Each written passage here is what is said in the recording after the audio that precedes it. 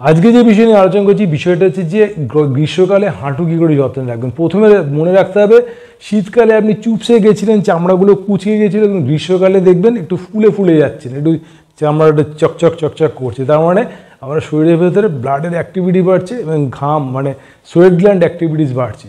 সুতরাং আমাদের যেরকম একটা শীতকালে আমরা দেখুন যে কোনো পাইপ হোক বা কিছু চুপসে যায়, গ্রীষ্মকালে সেটা ফুলে ওঠে। সুতরাং শরীরটাও সেরকম এই সেলগুলো ফুলে উঠেছে, ঘাম প্রচুর পরিমাণে বেরোচ্ছে, আপনি দেখুন চকচকচক করছে। গ্রীষ্মকালে যে লোকটা দেখবেন একটু চকচক করে, শীতকালে দেখবেন চুপসে যায়। তো সুতরাং আপনি এখন চকচক করছেন, একটু ফুলি গ্লেজি লাগছে, ঘাম বেরোচ্ছে মুখ চোখগুলো, কিন্তু কী করবেন, রোদ্রে বেরোলে যখন যে রোদ্রু গায়ে লাগলে জ্বালা করে সেই রোদ্রু গায়ে লাগাবেন না, অবশ্যই ছাতা নিয়ে বেরোবেন। যে রোদ্রু গায়ে লাগলে আরাম লাগে মানে ভোরের রোদ্রু, সেটা অবশ্যই গায়ে লাগাবেন। আমাদের যে ওয়েদার, এই ওয়েদারে দেখবেন আপনি গ্রীষ্মকালে ভোরটা অত্যন্ত আরামদায়ক। সুতরাং ভোরবেলা উঠে কপালভাতি অনুলোম বিলোম প্রাণায়াম পেটের জন্য অবশ্যই করবেন, ভামড়ি করবেন ঘুমের জন্য, মেন্টাল স্ট্রেস ঠিক করার জন্য, এগুলো আপনাকে অবশ্যই কপালভাতি অনুলোম বিলোম ভামড়ি সকালে করবেন। আর একটা কথা বলি, আপনাকে করতে হবে কি নিয়ম মতো ব্যায়াম। তো দেখুন ভিডিওটা শেষ পর্যন্ত, গ্রীষ্মকালে আপনি কীভাবে আপনি থাকবেন।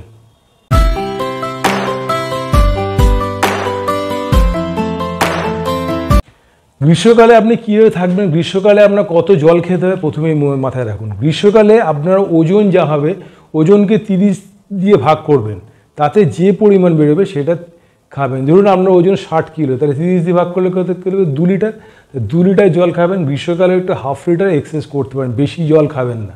গ্রীষ্মকালে অতিরিক্ত জল খাওয়া মানেই যে আমি খুব ভালো থাকবো তা কিন্তু নয়, কিডনির মধ্যে এফেক্ট হচ্ছে। সুতরাং আপনাকে মেজার অনুযায়ী জল খেতে হবে, এটা একটা কথা না। তারপর তো আমাদের ডাল ঝোল আমরা খাই, ফল টল খাই, তার মধ্যেও প্রচুর পরিমাণে জল থাকে, এগুলো খাবেন।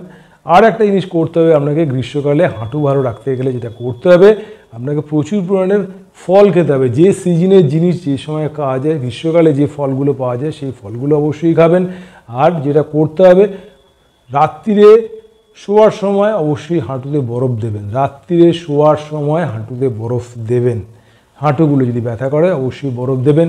ওজন কমানোর জন্য যেটা মেইন ফাংশন, সেটা হচ্ছে রৌদ্র যতক্ষণ থাকবে, আলো যতক্ষণ থাকবে, সূর্যের আলো, ততক্ষণ পর্যন্ত আপনি খাবেন। সন্ধে পরে খাওয়া বন্ধ করে দেবেন, 7টার মধ্যে ডিনার শেষ করে ফেলবেন, পরের দিন আবার 7টার সময় খাবেন।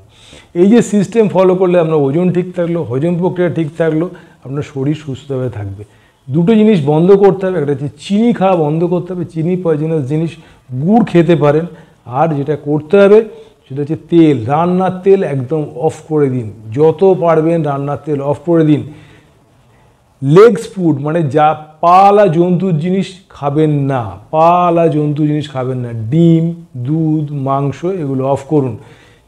মাছ খেতে পারেন, ছোটো মাছ হলে খুব ভালো, এগুলো খেতে পারেন যাতে পা নেই, মাছের পা নেই, মাছ খেতে পারে। ডিম, দুধ, মাংস এগুলো অফ করে দিন, তাহলে শরীর ইমিউনিটি পাওয়ার গ্রো করবে, আপনি গরমে আপনি লড়তে পারবেন। যত লড়াই করতে পারবেন আপনার হাঁটু ভালো থাকবে। হাঁটু ভালো করার জন্য কী বলেছি, থাইয়ের জোর বাড়াতে হবে। আপনার শরীরের 4টে ভাগে ভাগ করি আমরা শরীরকে, যদি হাঁটুর তলা থেকে একটা পার্ট, এখান থেকে 2টো পার্ট, 3টে পার্ট, 4টে পার্ট, 4টে পার্টের মধ্যে একটা পার্ট যদি হাঁটুর তলা থেকে হয়, 3টে পার্ট আপনাদের হাঁটু বহন করে। হাঁটুর জোর বাড়াবার জন্য এই থাইয়ের জোর বাড়াতে হবে। হাঁটু মানে হাঁটুর পাশে কোনো মাসেলস থাকে না, তার ওপরে মাসেলস থাকে, নিচে মাসেলস থাকে। হাঁটু ঠিক রাখতে গেলে থাইয়ের জোর বাড়াতে হবে। সবসময় বসে বসে পাটাকে উপরে খুলে থাইয়ের জোর বাড়ান, থাইয়ের জোর বাড়ান। চেয়ারে বসে বসেই করুন, পাশের দিকে মুভ করুন, ওপর দিকে 5টা স্টেপে তুলুন। দেখুন এইখানে সবসময় বুড়ো আঙুলটা এখানে টান পড়ছে, যত এইখানে টান পড়ছে তত আপনি ভালো থাকছেন। যত থাইয়ের জোর বাড়াচ্ছেন তত আপনি ভালো থাকছেন। থাইয়ের জোর বাড়াতে হবে। আর সবসময় মাথায় রাখতে হবে আপনার কোনো চোট বা পুরনো আঘাত আছে নাকি, পড়ে গিয়ে কোনো লিগামেন্টে চোট আছে নাকি, সেগুলো আমাকে মাথায়। যদি চোট বা লিগামেন্টে কোনো আঘাত থাকে বা পড়ে গিয়ে কোনো অপারেশন হয়ে থাকে, তাহলে অবশ্যই আপনার সেই পাটা আর্থারাইটিস তাড়াতাড়ি আসে এবং সেটাকে আপনার যত্নে রাখতে হবে, সে জোর বাড়াতে হবে।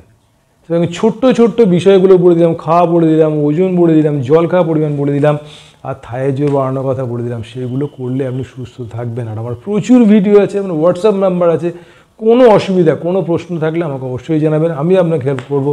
দীপন সামন্ত আপনার বাড়ির ছেলে বলেছি, আর আমার হোয়াটসঅ্যাপ নম্বর তো আমি দিয়ে দিয়েছি, কোনো অসুবিধা নেই। আমি আপনাকে ফোন করবেন, আপনি কোনো অসুবিধা হলে এক্সরে নিয়ে আমার সঙ্গে যোগাযোগ করতে পারেন, আমি আপনাকে হেল্প করবো। একটাই কথা বলি, সাবস্ক্রাইব করতে ভুলবেন না, বেল আইকন টিপতে ভুলবেন না, সবাই কিন্তু শেয়ার করতে ভুলবেন না, কারণ আমি আছি আপনাদের হেল্পের জন্য, আপনার বাড়ির ছেলে।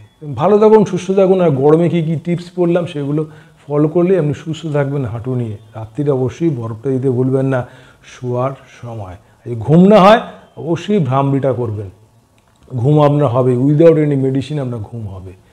গ্রীষ্মকালে অনেক ঘুম হয় না, ভ্রামরি করে নেবেন, চোখ বন্ধ, কান বন্ধ, এরকম করলে মাথা যদি ঝিমঝিম করে তার মানে ঘুম আপনার আসবে। আর মাথা যদি ঝিমঝিম না করছে, চোখ অন্ধকার না হচ্ছে, তাহলে আপনি ব্যায়াম করতে পারছেন না, ভ্রামরি ঠিক মতো করতে পারছেন না। এই নিয়ে আরও জানতে জীবন সামন্তের ভিডিওটা সাবস্ক্রাইব করে রাখুন, চ্যানেলটা সাবস্ক্রাইব করে রাখুন। আমি আছি আপনাদের জন্য বাড়ির ছেলে। ভালো থাকুন, সুস্থ থাকুন, ভগবানের কাছে এই প্রার্থনা করি। নমস্কার।